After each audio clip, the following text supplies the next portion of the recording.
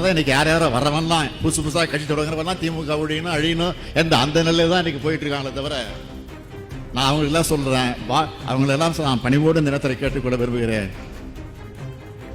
இன்றைக்கு இந்த 3 ஆண்டு காலத்தில், இந்த 3 ஆண்டு காலத்தில் 4 ஆண்டை தொடரக்கூடிய இந்த நிலைகளை, இந்த ஆட்சி செய்திருக்கக்கூடிய சாதனைகளை ஒரு எண்ணி பாருங்கள். ஒரே வரையில் சொன்னா சொல்வார், வாழ்க வசவாளர்கள் அப்படின்னு வார் சொல்லுவார். அதான் நேத்து வந்தவெல்லாம் முதலமைச்சர் ஆகணும்னு கனவு காண்றான்னு சொல்றீங்க. அது நடக்கவே நடக்காதுன்னு சொல்றீங்க. அப்படியே எந்த கட்சிக்கும் இல்லாத நெருக்கடியை தமிழக வெற்றி கழகத்துக்கு மட்டும் போட்டுக்கிட்டே இருக்கிறீங்க.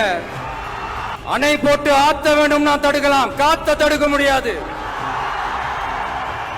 அதையும் மீறி தடுக்கணும்னு நினைச்சீங்கன்னா சாதாரணமா இருக்கிற காத்து சூறாவளியா மாறும்.